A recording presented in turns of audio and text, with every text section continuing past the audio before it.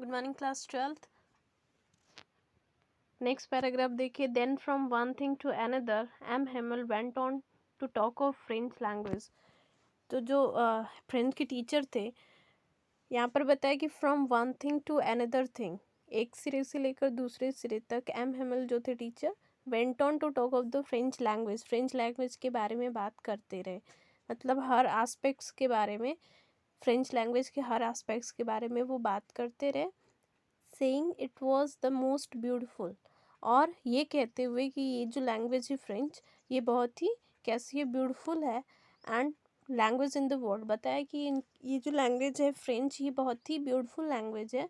And the clearest and the most logical, और क्या बताया इसकी स्पेशलिटी कि ये सबसे क्लियर लैंग्वेज है वर्ल्ड में, जितनी भी लैंग्वेजेस हैं उसमें ये सबसे क्लियर लैंग्वेज है। And the most logical, logical का मतलब होता है on the basis of the logics, और लॉजिक्स का क्या मतलब होता है कि कोई भी ऐसा थिंग्स जिसे हम रूल्स के अकॉर्डिंग प्रूव करें कि हाँ ये फैक्ट्स है, इसकी वजह से ये इस तरह से है। तो जब हम रूल्स या किसी भी फैक्ट्स के थ्रू हम किसी भी चीज़ को प्रूफ करते हैं तो उसे कहते हैं लॉजिकल। तो यहाँ पर बताया कि ये जो लैंग्वेज है ये बहुत लॉजिकल है, मतलब कुछ भी इसमें जितने भी थिंग्स हैं, जितने भी फैक्ट्स हैं, वो सभी रूल्स पर बेस्ड हैं, इसलिए इसे बोला गया है मोस्ट लॉजिकल। इन्होंने बताया है that we must guard it among us and never forget it, और क्या बताया कि हमें इसे अपने अंदर गार्ड करना चाहिए। गार्ड का मतलब होता है सेफ रखना चाहिए। हमें इसे पढ़कर इसे कंटिन्यू एक जनरेशन से दूसरे जनरेशन के में लेकर जाना चाहिए। इसे इस तरह से सेफ रखना चाहिए कि हम इसे ज़्यादा से ज़्यादा पढ़ें, ज़्यादा से ज़्यादा यूज़ करें, ताकि ये सेफ रहे और कंटिन्यू चलती रहे, कोई इसे भूले ना, नेवर फॉरगेट इट, और कभी भी इसे भूले ना। तब ये क्या रहेगा, तब ये जो लैंग्वेज है हमारी, जो जिसे स्पेशलिटी बताएगी सबसे क्लियरेस्ट है, वर्ल्ड की सबसे क्लियरेस्ट लैंग्वेज है और सबसे लॉजिकल है, तो वो सेफ रहे। Because when a people are enslaved, as long as they hold fast to their language as if they had the key to their prison। तो ये जो लाइन अभी मैंने पढ़ी, ये इंपॉर्टेंट लाइन है, अंडरलाइन कर लीजिएगा। Because when a people are enslaved, जब लोग, एनस्लेव का क्या मतलब होता है, to become a slave, slave का मतलब होता है गुलाम। तो यहाँ पर बताया कि जब किसी को गुलाम बनाया जाता है, as long as they hold fast to their language, तो वो तब तक अपना जो भी जहाँ वो गुलाम बनाए जाते हैं, जिस प्रिजन में रखे जाते हैं, उसकी चाबी उनके पास होती है, की उनके पास होती है। They hold fast to their language, और ये की उनके पास कैसे होती है, जब तक वो दे होल्ड फास्ट, जब तक वो अपने लैंग्वेज के टच में रहते हैं, कॉन्टैक्ट में रहते हैं, अटैच्ड रहते हैं अपने लैंग्वेज से, तब तक उनके पास की रहती है, चाबी रहती है किसी भी प्रिजन में से सेफ होने की, किसी भी प्रिजन से अनलॉक होने की।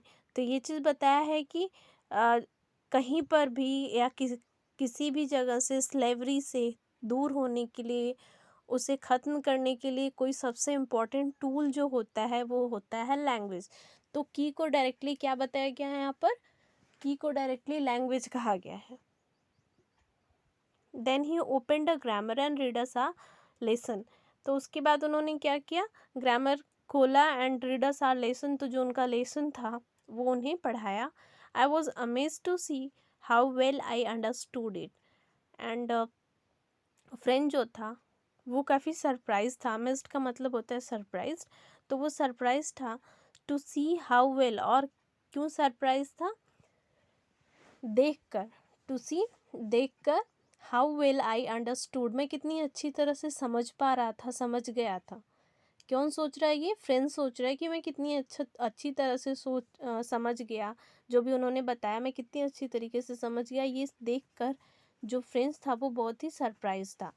All he said seemed so easy, so easy, जो कुछ भी उन्होंने बताया था, ऑल ही सेड, जो कुछ भी उन्होंने बताया था वो सब कैसा लग रहा था, सीम्ड सो इजी, बहुत ही सिंपल लग रहा था, बहुत ही इजी लग रहा था।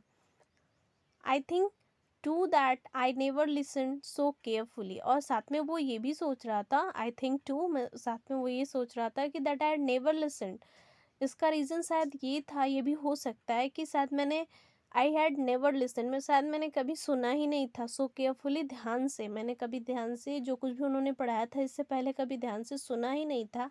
आज मैं ध्यान से सुन रहा हूँ इसलिए मुझे सब कुछ बहुत ईजी लग रहा है और बहुत अच्छे से समझ में आ रहा है। पहला रीज़न तो उसने ये बताया। एंड दूसरा क्या बताया, that he had never explain everything with so much patience.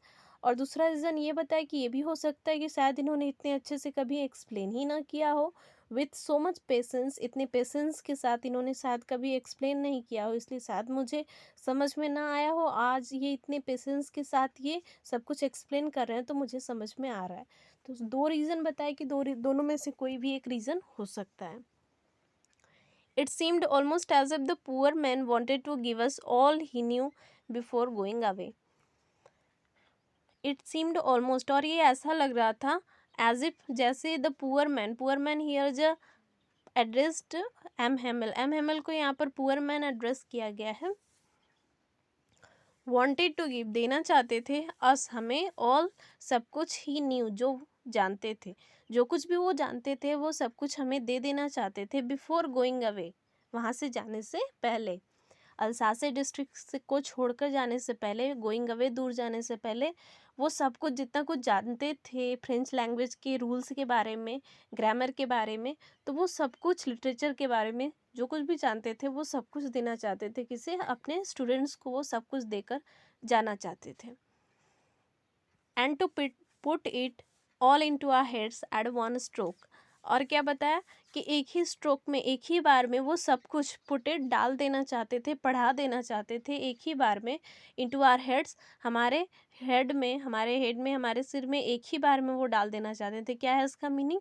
इसका मीनिंग है कि सब कुछ एक ही बार में, क्योंकि एक ही क्लास बचा था तो एक ही क्लास में जितना कुछ बचा था वो सब कुछ एक ही बार में, एक ही क्लास में वो पढ़ा देना चाहते थे, क्योंकि वो वहाँ से जाने वाले थे।